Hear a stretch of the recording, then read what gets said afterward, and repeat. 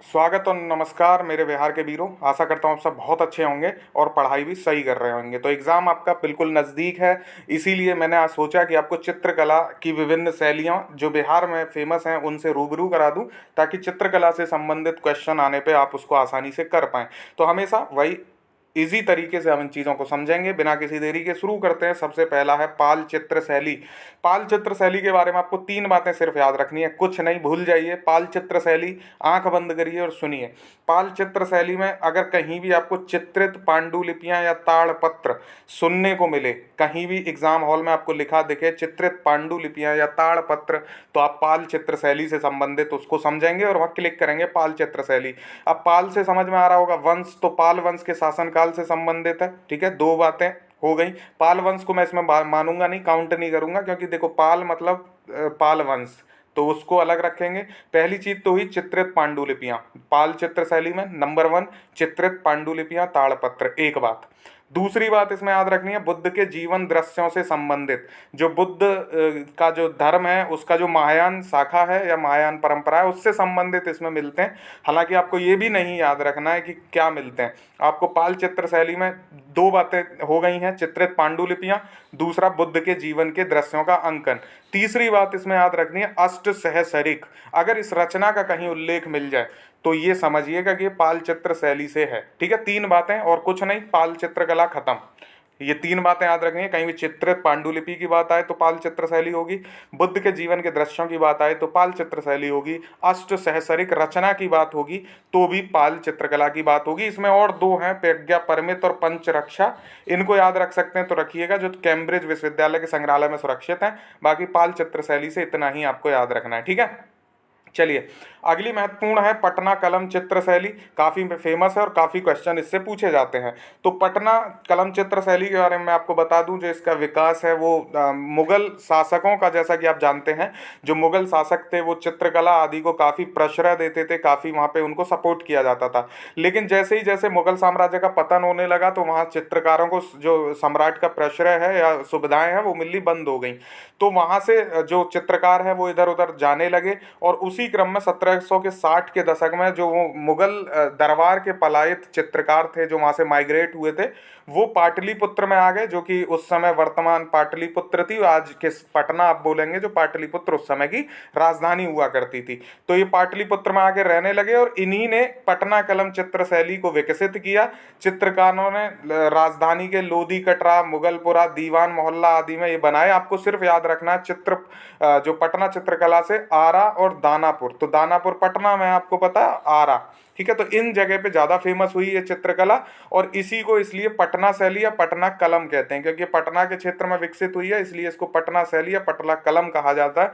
आपको हिस्ट्री समझ में आ गई कि पटना में ये शैली कैसे विकसित हुई है। ठीक है, पाल वंश का हमने देखा, पालों ने प्रश्रय दिया। पटना शैली वो हैं जो लोग मुगल साम्राज्य में मुगल सम्राट के प्रश्रय से निकले चित्रकार और यहाँ आके रहने लगे पाटलिपुत्र में, तो इन्होंने पटना कलम को विकसित किया। अब पटना कलम के बारे में आपको क्या क्या बातें याद रखनी है वो देख लीजिए। इसमें भी वही चीज़ें याद रखनी है आपको जो मैंने जैसे आपको पाल में बताई थी।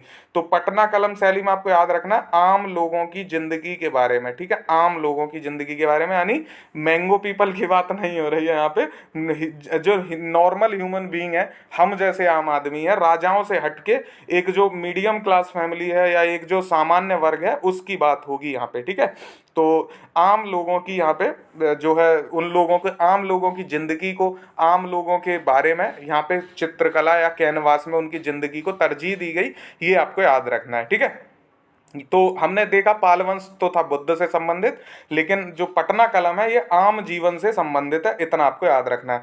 पाल चित्रकला में एक चीज आप देखेंगे, देखिए दीवार पे चित्रण इसमें मिलता है पाल चित्रकला में, और पांडुलिपि चित्रण मिलता है। तो ये मैंने बता दिया, दीवार पर चित्रण को आप भूल जाइए, चित्रण होगा तो कहीं ना कहीं तो होगा ही। देखिए पांडुलिपि की बात को आपको याद रखना है और बुद्ध के जीवन चरित्र को याद रखना है, हमने इतना बताया, यही है। इसमें तांत्रिक प्रभाव भी कहीं कहीं मिलता है, बट इसको आप छोड़ दीजिए, इतना डीप नहीं जाने की जरूरत है, क्योंकि तांत्रिक प्रभाव आगे भी हम देखेंगे कहीं कहीं। जो पाल चित्रकला को दो चीजें अलग करती हैं वो वही है कि पांडुलिपि का चित्रण और बुद्ध के जीवन का चित्रण। ठीक है, तो ये इसीलिए मैंने आपको बताया कि एग्जाम हॉल में आप बहुत सारी कहानी नहीं याद रख के जा सकते, सिर्फ ट्रिक पॉइंट याद रखने होते हैं। पटना कलम में वही मैंने बात की आपको, इसमें क्या है, इसमें आपको आम व्यक्ति के जीवन, दैनिक जीवन के चित्र मिलते हैं, ये बात आपको याद रखनी है। इस पे आपको और देख सकते हो कि हाथी दांत पर लघु चित्र यहाँ देखने को मिलेगा पटना कलम में। और इसके प्रमुख चित्रकार हैं गुरसहाय लाल, इसको अभी मैं बताऊंगा, सिर्फ आपको यहाँ पे मैं दिखा दे रहा हूँ क्योंकि ये आ गया है। ऐसे ही मधुबनी चित्रकला, मधुबनी चित्रकला को हम यहाँ नहीं देखेंगे क्योंकि अभी पढ़ा नहीं है, उसको हम आगे देख लेंगे, ठीक है। तो अभी हम पटना कलम देख रहे हैं, उसी को देखते हैं।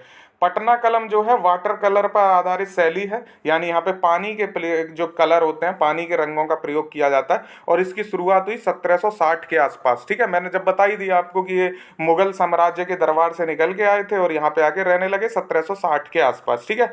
और इसमें मुगल अकबर जो मुगल बादशाह अकबर थे, उनके दो कलाकार थे, नौहर और मनोहर, उनका काफ़ी महत्वपूर्ण है पटना चित्रकला, जो चित्रकला है इसको विकसित करने में इनका रोल काफ़ी इंपॉर्टेंट हो जाता है। नौहर और मनोहर, इनको याद रखिएगा, महत्वपूर्ण है ये पटना चित्रकला की दृष्टि से, ठीक है। इसको कई जब इसका तेजी से विकास होने लगा पटना चित्रकला का, तो उस समय मुगल और एंग्लो इंडियन और ये पहाड़ी आदि की कलम जो चल रही थी, ये ध्यान नहीं रखना, सिर्फ एक रेफरेंस है कि इस समय मुगल, एंग्लो इंडियन और पहाड़ी नाम की जो तीन स्कूल थे वो चल रहे थे चित्रकला के तौर पे। लेकिन इन सबको चीरते हुए मुगल, एंग्लो इंडियन और पहाड़ी स्कूलों को पटना जो कलम थी ये तेजी के साथ विकसित हुई, और पटना शैली में बाद में इंडो ब्रिटिश शैली के नाम से इसको जाना जाने लगा। ये भी ध्यान रखना, अगर कहीं पूछ ले कि पटना शैली, तो ये इंडो ब्रिटिश शैली के नाम से भी जानी जाती रही है। तो आपको ध्यान रखना है, इंडो ब्रिटिश शैली पूछे या पटना कलम पूछे, दोनों एक ही बात होगी, ठीक है। इसमें मैंने आपको बता ही दिया, व्यक्ति विशेष, पर्व त्योहार, यानी जो सामान्य जीवन है उसके चित्र यहाँ पे मिलते हैं। इसमें ब्रश से ही तस्वीरों को बनाने का जो है काम किया जाता है पटना कलम शैली में। इसका जो गहरे भूरे, हरे, लाल, पीला और गहरे नीले रंगों का यहाँ पे प्रयोग होता है पटना कलम में। इसमें जो एक बात याद रखनी है, पहला नाम है सेवक राम, ये याद रखना। नौहर मनोहर हमने देखा, पहला नाम जो महत्वपूर्ण चित्रकारों में आता है वो आता है सेवक राम का, ये भी आप याद रखिएगा, ठीक है। और बाकी हुलास हैं, जयराम दास हैं, शिवदयाल लाल हैं, इनको याद कर पाए तो ठीक है, नहीं तो सेवक राम आपको याद होना ही चाहिए। 1770 से 1830 के दशक में जो काल है उसमें इन्होंने महत्वपूर्ण योगदान अपना दिया, ठीक है। एक चीज और पूछी जाती है, कई क्वेश्चन कई बार पूछा जाता है कि पुरुषों की चित्र शैली कौन सी है, तो याद रखना, पैसे पुरुष पैसे पटना।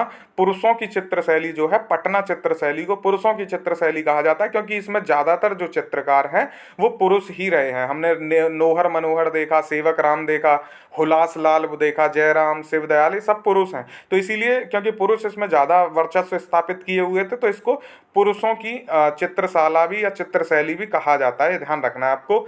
इसमें मैंने आपको बता दिया, हाथी दांत की चित्रकारी आपको देखने मिल जाएगी, ठीक है। इसमें और जो आप नाम याद रख सकते हैं, लाल चंद्र और गोपाल चंद्र, तो नौहर मनोहर, लाल गोपाल, सेवक, ये बड़े अच्छे से नाम है, आसानी से आप इनको याद कर पाएंगे, ठीक है। इसके दो प्रसिद्ध चित्रकार रहे हैं, बनारस के महाराज ईश्वरी नारायण सिंह ने अपने यहाँ जगह दी थी लाल चंद्र और गोपाल चंद्र को। पूछ लेता है ये क्वेश्चन कि ये लाल चंद्र गोपाल चंद्र को किसने जगह दी, तो बनारस के महाराज ईश्वरी नारायण सिंह ने, इनको भी आप याद रख सकते हैं, ठीक है।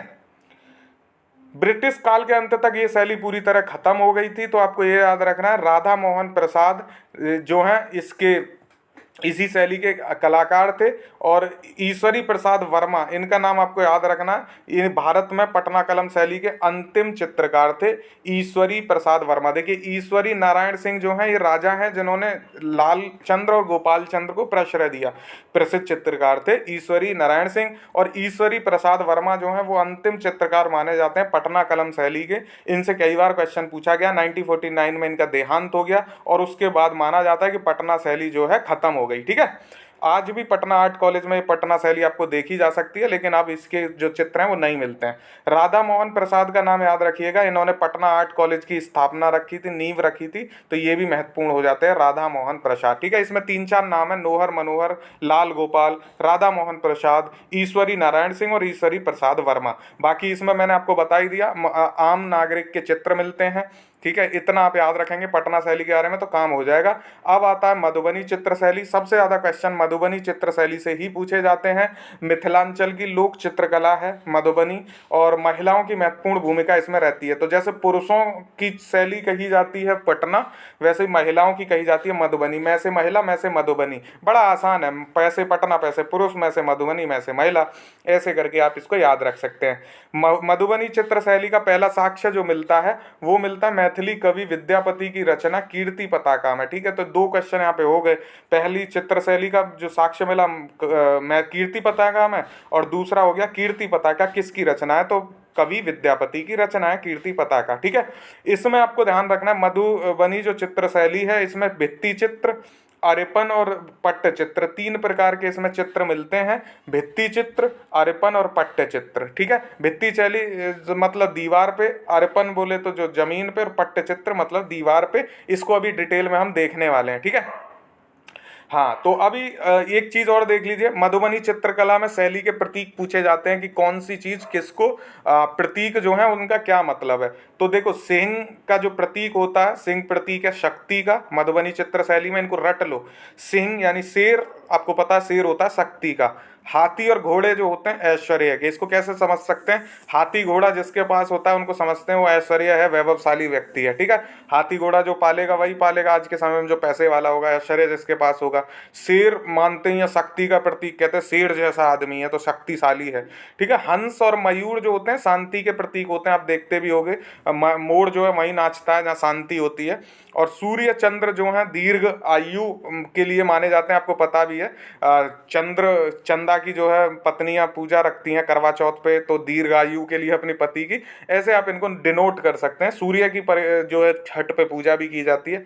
तो इन चीज़ों को आप रिलेट कर पाओगे बड़ी आसानी से, इसमें कोई दिक्कत नहीं है। केला को आप ध्यान रखिएगा मासलता का यानी हष्ट पुष्टता का है। मछली जो है वो काम उत्तेजना की है।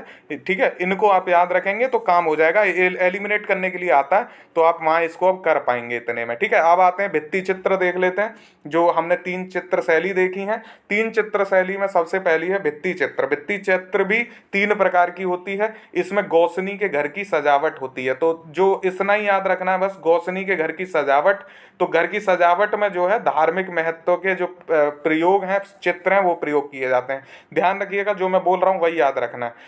हमने पढ़ा मधुबनी चित्र शैली तीन प्रकार की, भित्ति चित्र, अरेपन और पट्ट चित्र। अब हम देख रहे हैं भित्ति चित्र जो है तीन प्रकार की होती है। इसमें पहला होता है गोसनी के घर की सजावट। तो इसमें धार्मिक महत्व के जो है चित्र बनाए जाते हैं, बस इतना याद रखना है।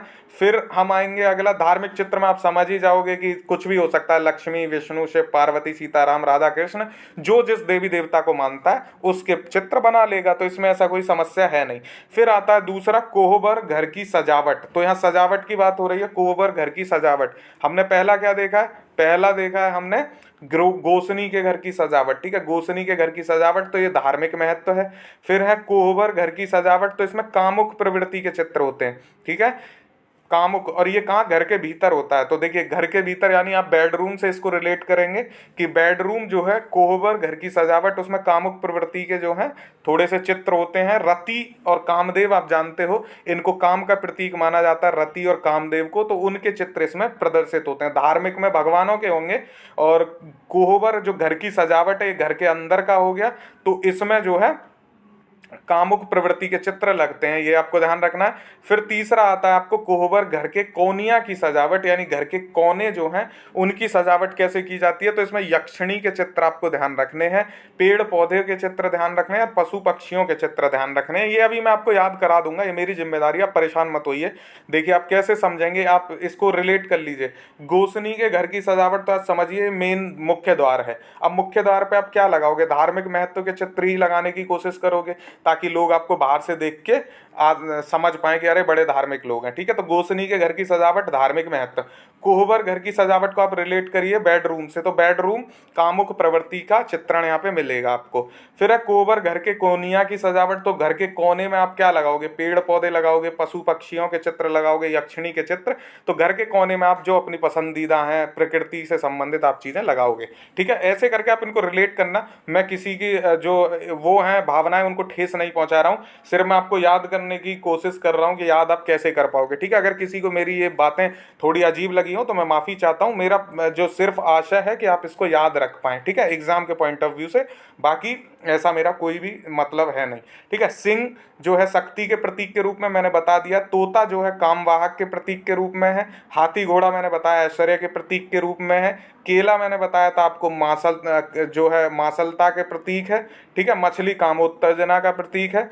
हंस और मयूर शांति का प्रतीक है। सूर्य और चंद्रमा दीर्घ जीवन के प्रतीक हैं, ये मैंने आपको बता दिया। करवा चौथ से इसको रिलेट कर लो, ठीक है। ऐसे करेंगे तो आप याद कर पाएंगे। और वहाँ सीधे सीधे यही पूछेगा कि जो मछली है वो किसका प्रतीक है मधुबनी चित्र शैली में, सूर्य किसका प्रतीक है, ऐसे क्वेश्चन वहाँ मिलेंगे देखने को। अरिपन जो कि दूसरा टाइप है, पहला भित्ति चित्र देखा, अब हम अरिपन देखेंगे। अरिपन को कहते हैं भूमि चित्रण, ठीक है। और इसको जो है घर के आंगन पे या चौखट पे बनाया जाता है। जैसे घर का आंगन होता है उसके सामने अरिपन या भूमि चित्र, आप इसको ऐसे कह सकते हैं कि कुछ लोग आपने देखा होगा शहरों में वेलकम जो नोट है या स्टिकर है गेट के दरवाजे पे लगा होता है, क्योंकि वहाँ किसी को ये कलाएं तो आती नहीं है। तो अरेपन जो है वो दरवाजे पे बना चित्र होते हैं। इसमें बंगाल में इसको अल्पना कहते हैं, मिथिला में इसको अरेपन कहा जाता है। और हम मिथिला की ही चित्रकला पढ़ रहे हैं तो इसको अरेपन हम बोल रहे हैं, ठीक है।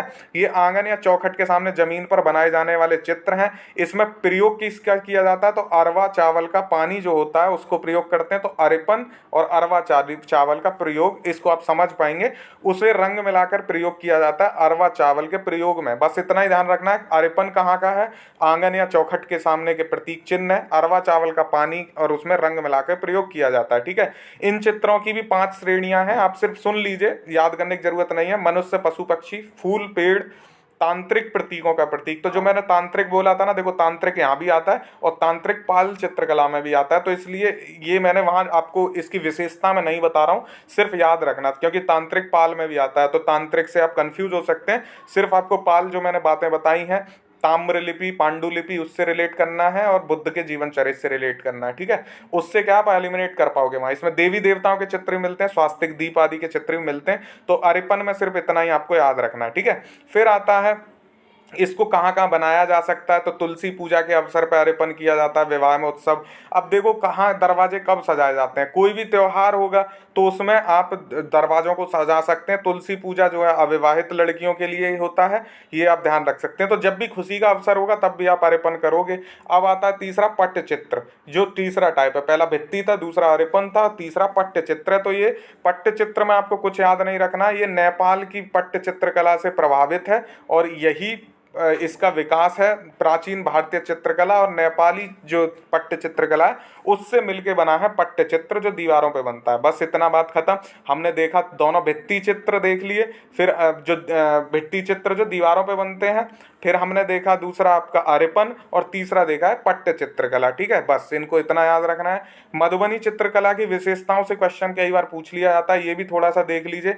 तो मधुबनी चित्रशैला की जो है सांकेतिक स्वरूप इसमें दिए जाते हैं, मैंने आपको बता ही दिया सांकेतिक स्वरूप कैसे कैसे होते हैं। शेर का आदि का इसमें दिखाया जाता है, गुण दिखाए जाते हैं, ठीक है। कौन शेर किसका प्रतीक है, मछली किसका प्रतीक है, तोता किसका प्रतीक है, सब बता दिया मैंने।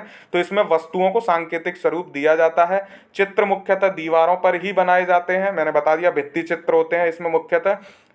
अभी क्या है, कपड़े और कागज पर भी चित्र अब बनाए जाने लगे हैं वर्तमान समय में, आधुनिक समय में, लेकिन मुख्यतः दीवारों पे ही बनाए जाते हैं इसके चित्र। और इनका एक जो महत्वपूर्ण चीज़ है, ये जो बार बार पूछा जाता है, जो मधुबनी चित्र शैली है इसमें उंगलियों या बांस की कच्ची कूची से जो है चित्र बनाए जाते हैं। ये बात आपको याद रखनी है। पूछता है कि इस मधुबनी चित्रशैला में जो चित्रकला है इसमें कैसे बनाए जाते हैं चित्र, तो उंगलियों से और बांस की कूची से चित्र बनाए जाते हैं, ये बात आपको याद रखना है, ठीक है। अभी एक चीज और इसकी जो महत्वपूर्ण है वो भी याद रखिएगा। इसकी मधुबनी चित्रकला की जो सबसे महत्वपूर्ण चीज और विशिष्ट जो है इसको चीज प्रदान करती है, विशिष्टता इसको देती है, वो ये है कि इसमें आज भी चित्रकला प्राकृतिक रंगों से की जाती है। इसमें कोई भी केमिकल्स का प्रयोग नहीं होता, सिंथेटिक कलर यूज नहीं किए जाते हैं। चित्रकला आज भी प्राकृतिक रंगों में कायम है, जो इसको एक बहुत ज्यादा वैशिष्ट प्रदान करती है मधुबनी चित्रकला को। तो ये भी आपसे कई बार पूछ लेता है कि इसमें कौन सा रंग किससे प्राप्त किया जाता है, तो ध्यान से सुनिएगा। काला रंग जो है वो काजल और जौ को जलाकर प्राप्त किया जाता है। वहां आप एलिमिनेट कर पाओगे बड़े आराम से। काला रंग तो कोई जली हुई चीज होगी या काजल होगा। पीला रंग जो है चूना और बेर के पत्तों का दूध मिला के इसको पीला रंग बनाया जाता है। नारंगी रंग तो आप जानते हो, नारंगी फूल होता है पलाश का, तो पलाश के फूलों से नारंगी रंग प्राप्त किया जाता है। लाल रंग जो है कुसुम के फूल से या सहतूत के फूलों से जो है जो लाल रंग प्राप्त किया जाता है। हरा रंग जो है किसी सीम के पत्तों से, तो आप जान रहे हो हरा रंग किसी पत्तों से ही होगा। सफेद रंग जो है चावल और उड़द की दाल से मिक्स करके बनाया जाता है सफेद रंग। बस आप एक बार सुन लोगे तो याद रहेगा, इसमें ऐसा कुछ भी याद करने जैसा है भी नहीं, ठीक है। तो इसमें कुछ चित्रों में रंग का जो समायोजन है वो कुछ डिनोट करता है, जैसे अश्व जो वहाँ पे घोड़ा था, शेर था, कुछ प्रतीक थे। ऐसे ही जो पीला रंग है वो धरती को डिनोट करता है, तो आप जानते हो धरती जो है पीली, अंबर नीला, ये मौसम रंगीला, ठीक है, याद रखिएगा। तो पीला रंग जो है धरती को डिनोट करता है। उजला रंग जो है, उजला रंग पानी को डिनोट करता है, पानी का रंग उजला होता है। लाल रंग आग को डिनोट करता है। काला रंग वायु को डिनोट करता है और नीला रंग आकाश को डिनोट करता है। तो इसमें आप ये बड़े आराम से आप इसको याद रख सकते हैं, धरती पीली, अंबर नीला, ये मौसम रंगीला, ऐसा देश है मेरा, इसी से आप रिलेट कर लो, ऐसा मधुबनी चित्रकला है मेरी, ठीक है। इसके जो चित्र हैं आपको रेलवे स्टेशनों के बाहरी भीतरी दीवारों पर, पटना के मुख्य दीवारों पर, गंगा रिवर फ्रंट पे आपको ये देखने मिलेंगे।